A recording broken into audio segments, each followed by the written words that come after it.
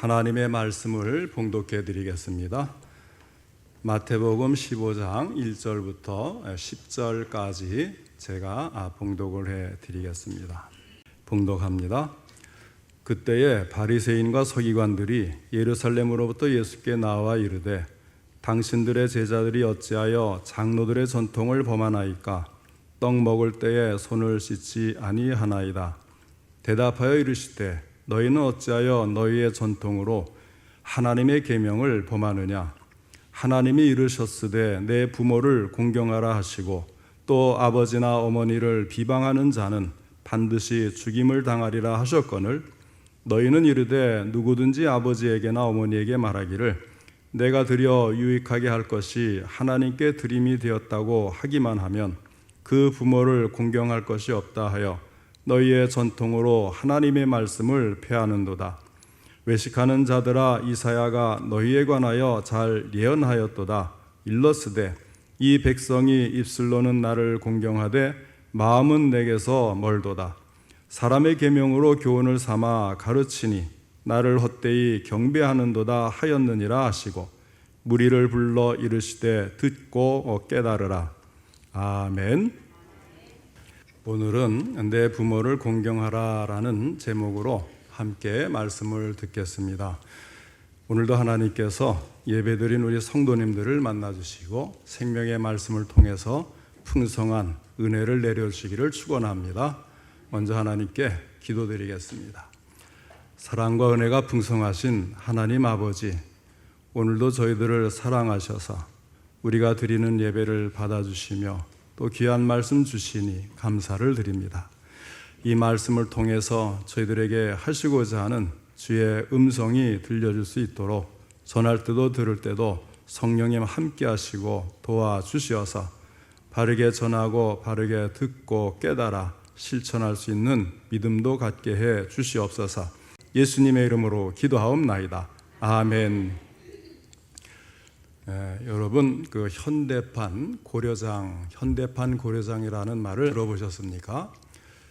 언젠가 한번 TV에 이 김포가 아니고 인천국제공항에서 노숙하는 할아버지 할머니의 그 노인 부부의 노숙하는 장면을 TV에 방영을 하면서 자녀들이 부모님을 이 공항 터미널에 버리고 가서 노숙하고 있는 것을 취재를 한 적이 있습니다.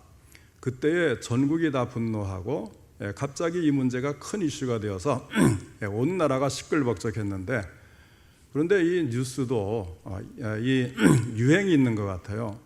지금은 전혀 그런 내용이 안 나오잖아요. 그러면 그런 일이 없어졌는가? 아닙니다. 더 늘어나면 늘어났지 없어지지를 않아요. 그래서 섬에 여행 갔다가 내려놓고 자기들만 가버린다든지, 공항 터미널만 꼭 터미널이 아니잖아요. 고속버스 터미널에 모셔다 놓고서는 내려다 놓고서는 이제 슬그머니 사라지기도 하고, 외국 여행 갔다가 그대로 늙으신 부모님 놔두고 자기들만 쓱 돌아오는 그런 사람들이 많아요.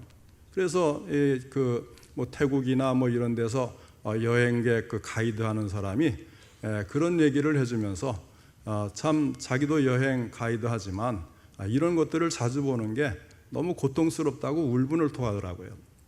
그런데 이 고속버스 터미널에서 그런 경우를 이제 자주 보는 그 주민들이 하는 이야기가 뭐냐면 부모님을 그 고속버스 터미널에 모셔서 내려다 놓고 자기들만 가면서 주민등록증을 이제 뺏어가지고 가더라는 거예요.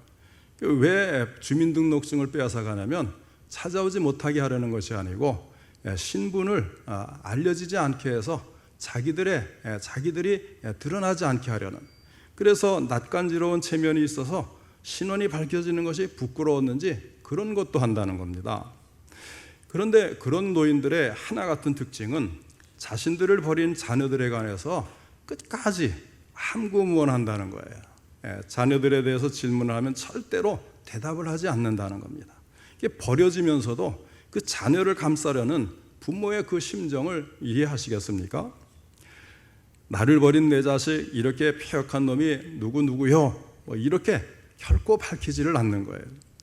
끝까지 자녀들의 체면을 생각하는 겁니다. 불효자식이 아주 오랜 옛날부터 늘 있어 오는 것이지만은 문제가 되는 것은 예전에 우리가 생각하던 효의 개념이 희박해지고 부모를 공경하지 않는 비율이 점점 더 높아진다는 그것에 있습니다.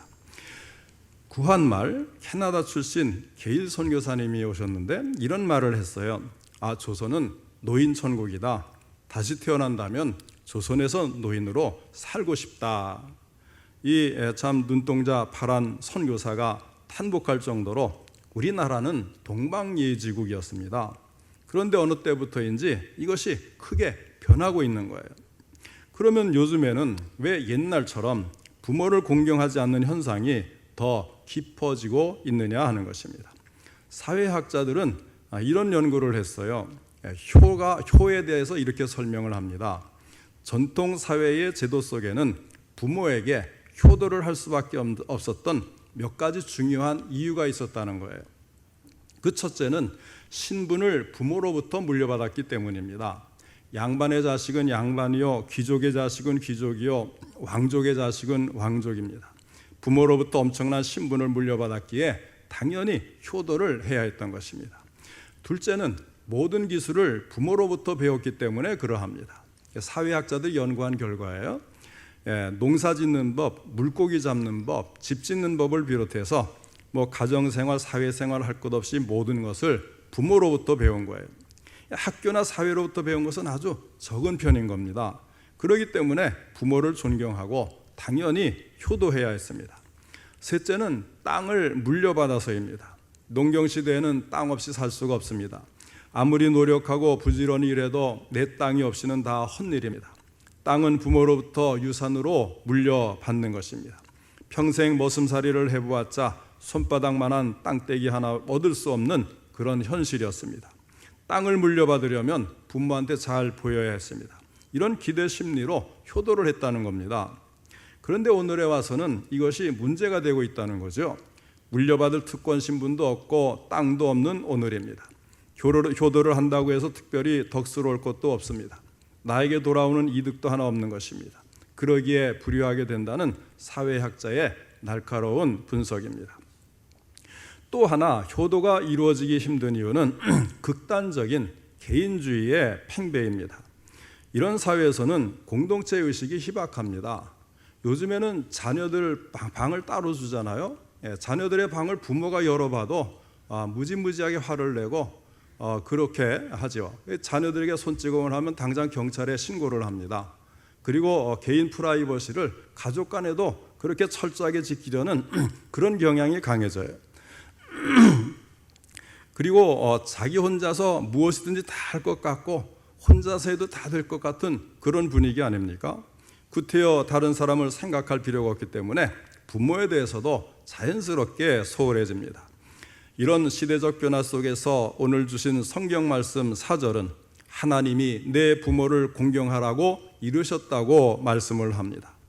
자, 오늘은 이 말씀을 통해서 성경이 말씀하는 부모 공경에 대하여 살펴보고 함께 은혜 받기를 원합니다. 첫째로 부모 공경은 하나님의 절대적인 명령입니다. 성경은 우리에게 이렇게 말씀합니다. 내 부모를 공경하라. 계명, 명령이죠. 아주 엄하게 말씀을 해요. 자, 이 계명에 하나님의 사랑이 있고 하나님께서 우리에게 계시하신 축복의 길이 있는 것입니다. 오늘의 본문 말씀을 자세히 살펴보면 예수님의 말씀은 부모를 섬기지 아니할 이유는 아무것도 없다. 부모를 공경하지 않아도 될 구실은 없다. 부모를 공경하는 것은 절대적인 것이다. 무조건이다. 이런 사실을 강조해서 말씀을 하고 있는 것입니다. 경제적인 구실, 사회적인 여건 또는 교육적인 이유, 정치적인 변명이 통하지 않습니다. 심지어는 종교적인 이유도 구실이 될 수가 없습니다. 내가 부모님께 드려야 할 것을 하나님께 드렸다. 그러므로 부모님께 드리지 않아도 된다. 이런 말이 통하지 않는다는 것이 예수님의 말씀인 것입니다. 본문 4절 말씀입니다. 하나님이 이르셨으되 내 부모를 공경하라 하시고 또 아버지나 어머니를 비방하는 자는 반드시 죽임을 당하리라 하셨거늘 하였습니다. 하나님은 말씀하시기를 내 부모를 공경하라고 하셨습니다. 출애굽기 20장 12절에 기록되어 있는 말씀입니다. 이것은 10계명 가운데 제5계명에 해당이 되고 그리고 사람과의 관계에서 첫 번째 나오는 계명입니다. 에베소 6장 2절의 표현을 빌리면 이는 약속이 있는 첫 계명이기도 합니다.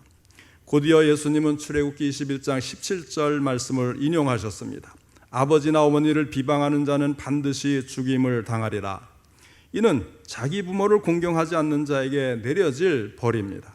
자기 부모를 공경하지 않는 자가 받아야 할 벌은 반드시 죽임을 당하는 것입니다. 내 부모를 공경하라. 그렇지 않으면 내가 반드시 죽임을 당하리라.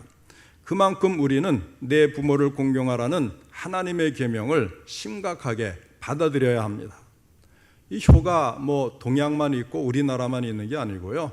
전 우주적으로 하나님이 이 말씀을 하신 겁니다.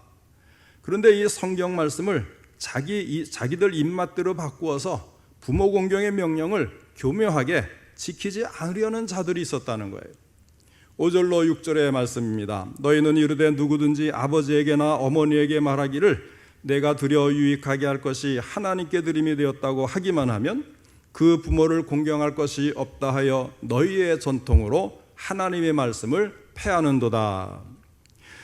유대인들이 지키던 전통 가운데 하나님께 드림이 되었다라는 제도가 있었습니다. 마가복음 7장 11절 말씀의 표현을 빌리면 일명 고르반 제도라고 하는 것입니다. 히브리어로 고르반은 예물을 의미합니다. 그러니까 하나님께 예물로 드려졌다. 고르반. 예를 들어서 어떤 사람이 그가 가진 재물을 고르반, 곧 하나님께 예물로 드리기로 결심을 했어요. 그리고 서원을 했습니다. 민수기 30장 2절의 말씀처럼 하나님께 한 서원은 이행해야만 했습니다. 그러기에 이미 고르반 하도록 서원이 된 재물은 다른 용도로는 사용할 수가 없었습니다. 그의 부모가 나이 들어 일을 할 수가 없게 되었습니다. 그의 부모가 그에게 와서 물질적인 도움을 받았습니다. 그때 그는 자기 부모에게 이와 같이 말할 수가 있었습니다. 죄송합니다. 이것은 이미 고르반이 되었습니다. 그래서 제가 드릴 수가 없습니다. 그런데 민수기 30장에 나오는 말씀을 계속해서 읽어보면 그것은 하나의 핑계에 불과했음을 알 수가 있는 거예요. 비록 자녀가 서원을 했더라도 그 부모가 그것을 허락하지 않을 수가 있었습니다. 그러면 자녀는 자기가 한 서원을 이행하지 않아도 괜찮은 거예요. 그러니까 뒤에 것은 쏙 빼먹고 앞에 있는 말씀만 가지고 나는 말씀대로 했다 이 얘기예요. 게다가 비록 고르반이 되었다 하더라도 그는 자기의 재물을 계속해서 소유할 수가 있었습니다. 하나님께 예물로 드림이 되었다. 고르반 그리고는 한꺼번에 다 바치는 게 아니고 이따금씩 성전에 올라가서 이것은 고르반입니다. 하나님께 예물로 드린 것 중에 일부를 갖다 바치고 또 다음에 조금 갖다 바치고 이래도 되는 거예요. 그러니까 조금씩 하나님께 바치기만 하면 되는 겁니다. 그리고 그 나머지는 자기가 또 임의대로 또 사용할 수가 있어요. 그러니까 내 부모를 공경하라는 하나님의 계명을 지켜야 할 의무에서 벗어나기 위해서 그들은 하나님 말씀을 지킨다고 하면서 고르반 제도라는 그런 전통, 인간적인 전통을 만들어낸 거예요. 그리고 사람들로부터 못된 자식이라는 질책을 받지 않으려고 이 고르반 제도를 교묘하게 이용했던 것입니다. 더 큰 일을 해야 한다면서 효를 등한시합니다.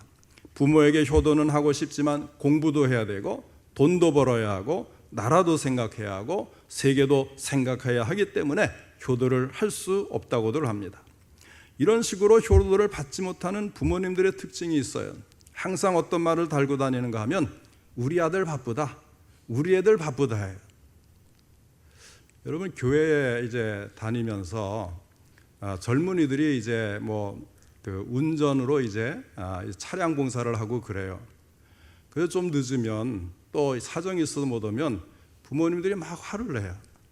그런데 집안 한 구석에는 떡하니 좋은 자금을 갖고 있는 아들이 피곤하다고 누워서 자고 있는 거예요. 우리 아들은 일이 많아서 피곤해. 다른 자녀들은 봉사해야 돼. 우리를 위해 차를 가지고 오고 우리를 태워줘야 돼. 그런데 우리 아들은 너무 바빠. 우리 아들은 너무 피곤해. 그런 경우가 얼마나 많은지 몰라요. 그래서 일부러 안 오는 것이 아니고 우리 애들은 너무 일이 많아. 나라를 위해서도 일해야 되고 딸려 있는 그 회사의 식구들도 많고 너무 바쁘니까 안 돼. 그래서 이렇게 이제 부모의 효도를 받지 못하는 분들은 우리 아들 바빠, 우리 애들 바빠, 이것이 입에 달려 있는 거예요. 그럼에도 불구하고 끝까지 자녀들의 체면을 생각해서 일부러 안 오는 것이 아니라 너무 바빠서 올 수가 없다는 겁니다. 그래서 하는 말이 무엇입니까? 잘난 아들은 국가의 아들, 돈 잘 버는 아들은 사돈의 아들, 못난 아들은 내 아들. 그래서 생겨난 말이에요. 바쁘다는 핑계로 자녀는 부모를 외면하고 부모는 그런 자녀를 옹호하는 것이 무엇입니까? 고르반, 하나님께 들임이 되었다는 거예요. 그런 자녀들을 향해서 주님이 뭐라고 하셨습니까? 하나님이 이르셨으되 내 부모를 공경하라 하시고 또 아버지나 어머니를 비방하는 자는 반드시 죽임을 당하리라 하셨거늘 너희는 이르되 누구든지 아버지에게나 어머니에게 말하기를 내가 드려 유익하게 할 것이 하나님께 드림이 되었다고 하기만 하면 그 부모를 공경할 것이 없다 하여 너희의 전통으로 하나님의 말씀을 폐하는도다. 부모를 공경하라는 것은 하나님의 계명입니다. 그러나 하나님의 사업을 위해서는 부모를 소홀히 대하여도 무방하다는 것은 장로의 유전, 전통이에요. 이에 대해 예수님의 어조는 매우 분명합니다. 너희는 어찌하여 너희의 전통으로 하나님의 계명을 범하느냐. 부모를 공경하는 일에는 심지어 하나님의 사업을 위해서라는 변명조차도 구실이 될 수가 없는 것입니다. 이것이 바로 예수님께서 가르치시는 효의 절대성입니다. 둘째로 공경이라는 말의 의미를 생각해 보겠습니다. 이 공경한다는 말은 일반적인 사랑과는 좀 달라요. 그냥 우리가 사랑 그럴 때는 먼저 긍휼히 여기고 나보다 참 못한 처지에 있는 사람을 불쌍히 여기는 마음, 또는 이제 자녀를 사랑하는 것처럼 내리사랑으로 내려가는 그런 거잖아요. 또 친구에게 이제 친애하는, 우애하는 그런 이런 사랑들이 있는데 이 공경은 좀 달라요. 사랑하는데 높이 우러르는 마음이 있는 것입니다. 존경하고 사랑하는 마음입니다. 아래에서 위로 올라가는 마음이에요. 이건 대단히 어려워요, 인간이. 내리사랑은 너무나 쉬워요. 물론 그것도 좀 어렵다고 안 하는 사람이 있지만 내리사랑은 본능적으로 이것이 잘 되는데 이 올라가는 사랑은 길이 막혀 있는 것 같아요. 하나님을 향해 올라가는 것도 어렵지만 부모를 향해 올라가는 건 더 어려워요. 그래서 위로 올라가는 그런 사랑, 이것이 이제 공경인데 이 사랑을 이제 이미 받았기 때문에 이제 수직적인 사랑으로 내리사랑을 받잖아요. 내리사랑은 본능적으로 막 퍼부어준단 말이에요. 부모님들이 정말 자신에 있는 것 온갖 것 다 정말 이 몸에 이제 참 진해까지 다 짜서 내줄 정도로 자녀를 향해서 내리사랑을 막 퍼부어준단 말이에요. 그러면 이 자녀들은 내리사랑을 받았으니 여기에 대한 감사하는 마음으로 응답을 해서 올라가는 사랑이 있어야 되는데 이 올라가는 사랑은 왜 이렇게 어려운지 안 되는 거예요. 그래서 이 참 계산 없이 그저 주신 은혜가 감사해서 하나님께 감사하는 것처럼 주신 은혜가 부모님의 은혜가 너무 크고 감사해서 이 올라가는 사랑이 나와야 된다는 거죠. 그것이 공경이에요. 이 공경의 원어적인 의미를 생각해 보면 히브리어에 자신을 예속시키고 복종시킨다 그런 뜻이 있습니다. 우리가 부모를 잘 받들어 섬기는 일 중에 하나는 우리 자신을 부모님께 예속시키고 복종시키는 거예요.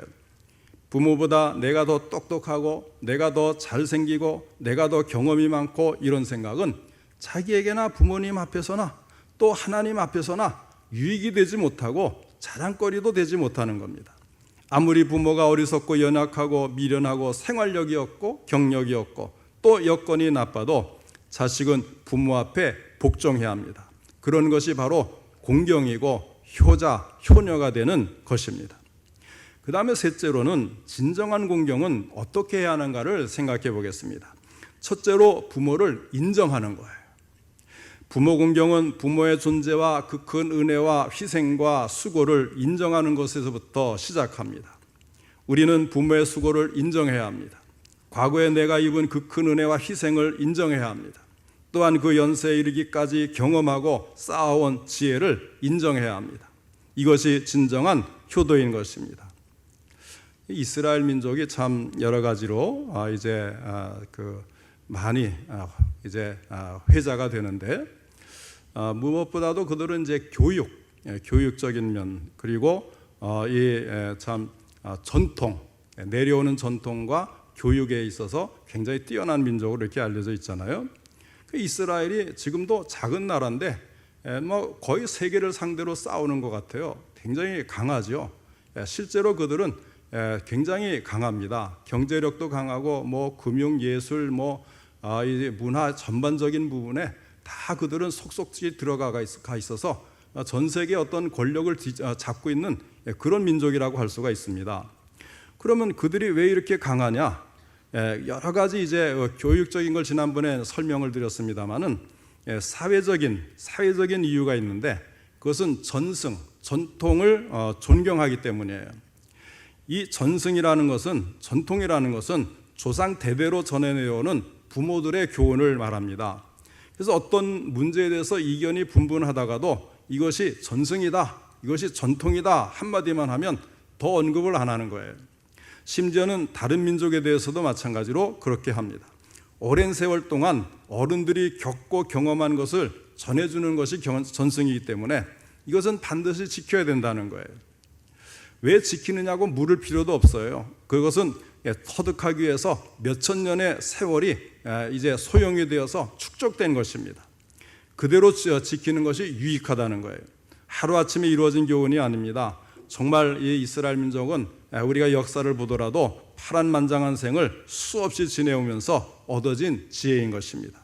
그 값비싼 지혜를 소중히 여기는 그것이 이스라엘을 강하게 하였는데, 우리도 부모님의 지혜와 그 우수함을 인정해 드려야 되는 거죠.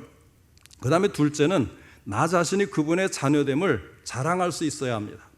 어느 때 어느 곳에서든지 저는 누구누구의 자녀입니다, 제 부모는 아무개입니다 하는 것을 자랑할 수 있어야 되는 거예요. 부모님을 부끄러워해서는 안 되는 것입니다. 부모가 돈이 없고 배우지 못했다고 부끄러워해서도 안 되고, 부모가 장애인이라고 부끄러워해서도 안 돼요. 물론 부모가 치매에 걸렸다고 부끄러워해서도 안 됩니다. 우리 아버님이 장로님인데도 치매에 걸렸다, 우리 어머님이 권사님인데도 치매에 걸렸다고 해서 부끄러워하면 안 되는 것입니다. 하나님께서는 바로 그 부모님의 몸을 통해서 내 육신을 세상에 보내주셨습니다. 나는 내 배꼽이 바로 나의 그 어머니의 태에 10달이나 매달려서 생명을 유지하다가 세상에 나왔다는 사실을 잊어서는 안 되는 것입니다. 누가 뭐래도 내 부모님이시다, 그분들은 내가 이 세상에 존재하게 해주신 근원이요 모태가 되는 분들이시다라는 사실을 명심해야 합니다. 어떤 일이 있어도 늙으신 부모님을 부끄러워하지 마시기 바랍니다. 나를 위해 평생을 바치시고 고생하시다가 모습이 아무리 초라해졌다고 해서 외면해서는 안 되는 것입니다. 잠언 23장 24절에 말씀합니다. 의인의 아비는 크게 즐거울 것이요 지혜로운 자식을 낳은 자는 그로 말미암아 즐거울 것이니라. 의로운 자녀가 되고 덕 있는 사람이 되어야 합니다. 그래서 아무 집 자식이 아니냐 이런 칭송을 듣는 것, 그것이 바로 효도인 것입니다. 셋째로는 부모를 공경하면 또한 형제의 화목이 필수적인 것을 기억하시기 바랍니다. 형제의 불화처럼 부모의 마음을 아프게 하는 일은 없습니다. 내게는 좋지 못한 형제라 하더라도 부모에게는 모두 소중한 자녀들이기 때문입니다. 당자가 돌아왔을 때 그 형이 어떻게 했습니까? 동생을 이제 비판하고 미워하고 그 때문에 아버지하고도 척을 지는 그런 일을 가져오잖아요. 그때 아버지가 얼마나 섭섭하고 참 서운해했습니까? 그러니까 부모는 이 형제간에 누가 잘나고 못나고 이것이 아니고 형제간에 항상 우애 있게 잘 지내면 그것이 더 만족스러운 거예요. 그 다음에 네 번째는 부모 공경에서 필수적인 것은 몸을 편하게 해드리는 겁니다. 마음에 있는데 찾아뵙지 못했다, 필요한 생활비나 용돈은 못 드려도 마음만은, 진심만은 부모를 사랑합니다, 그런 말 하지 말라는 거예요. 그래서 효도는 흉내만 내도 좋은 것이다, 마음은 있는데 못한다는 말은 그건 참된 효도가 아니라는 거예요. 아무리 바쁘고 아무리 생활이 어려워도 항상 부모님을 어떻게 하든지 조금이라도 가까이 하고 편하게 해드리는 그런 효도가 있어야 된다는 거예요. 그 옛날에 임금님이 시골로 행차한 일에 예화가 있잖아요. 그래서 임금님이 행차를 하는데 모든 사람들이 가까이에서 임금님을 한번 보고 싶어 한 겁니다. 그래서 가까이에서든 먼 데서든 모두들 임금님이 행차하실 길가로 모여들었어요. 한편 멀리서 이 소식을 들은 한 할머니가 있었습니다. 자리에 누워 거동이 불편한지라 이 노인이 아들에게 부탁을 했습니다. 얘야, 나도 임금님 얼굴 한번 배웠으면 좋겠구나. 아, 예, 그렇게 하시지요. 이 효자들은 아무 망설임 없이 대답을 하고는 어머니를 얻고 70리길을 걸어서 임금님 행사하시는 그 행차길까지 찾아온 거예요. 제 어머니를 아기 업듯이 단단히 받쳐 업고서 어떻게든 어머니가 임금님 얼굴을 가까이 볼 수 있도록 애를 썼습니다. 임금님이 지나가다가 이 모자의 모습을 보았습니다. 멈춰라 하고는 물어봅니다. 어떻게 된 사연이냐? 어머니가 임금님을 뵙고 싶다 하셔서 제가 모셔왔습니다. 참으로 효자로구나. 임금님 그 자리에서 효자들에게 상을 후하게 준 거예요. 이 소문이 퍼지니까 다른 마을에 아주 못돼 먹기로 소문난 불효자가 배가 아픈 거예요. 그래서 안 가겠다는 자기 어머니를 강제로 얻고 임금님이 행차하실 길목에 가서 떡하니 서 있는 겁니다. 역시나 임금님이 이 모습을 보고 흐뭇해 하셨어요. 이 근방에는 효자도 참 많구나. 기특한 일이다. 너는 무슨 사연으로 어머니를 모시고 왔느냐? 불효자는 효자의 말을 그대로 흉내내어 아뢰었습니다. 그러자 옆에 있던 동네 사람들이 아닙니다, 임금님. 저놈은 흉내를 내는 것입니다 하고 일러 바친 거예요. 그 말을 듣고 임금님이 껄껄 웃으며 대답을 합니다. 흉내라도 좋아. 효도를 흉내내는 것은 좋으니라. 그리고 불효자에게도 상을 후하게 주었다는 이야기입니다. 마음이 없어도 찾아와서 어머니를 편하게 해드리고 즐겁게 해드리는 것이 마음이 있는데 바빠서 못 가요. 정말 진심으로는 사랑합니다. 그러나 조금만 참아주세요. 이거보다 훨씬 낫다는 겁니다. 그래서 흉내를 내서라도 부모님의 몸을 편하고 즐겁게 해드릴 수 있다면 그것도 효도인 줄 믿으시기 바랍니다. 부모님을 순종하는 것, 이것은 약속 있는 계명입니다. 자녀들이 말을 듣지 않거든 곰곰이 생각해 보시기 바랍니다. 이 일이 어디에서부터 비롯되었는가? 어째서 내 자녀가 이렇게 비뚤어졌는가? 심은 대로 거둔다고 성경은 말씀을 합니다. 나 자신이 깊이 회개하고 신앙적인 효를 다해야 합니다. 자녀들은 부모의 하나님 공경을 통해서 하나님 공경하는 것을 자녀들도 배우는 거예요. 마찬가지로 부모가 부모 공경하는 것을 보면서 자녀들도 부모 공경해야 될 것을 배우는 것입니다. 진정한 회개와 함께 진정한 성경적인 효를 다시 세울 수 있을 때 하나님의 약속대로 범사에 형통할 것이요, 장수할 것이요, 축복된 생애가 가정을 통해 이어질 것입니다.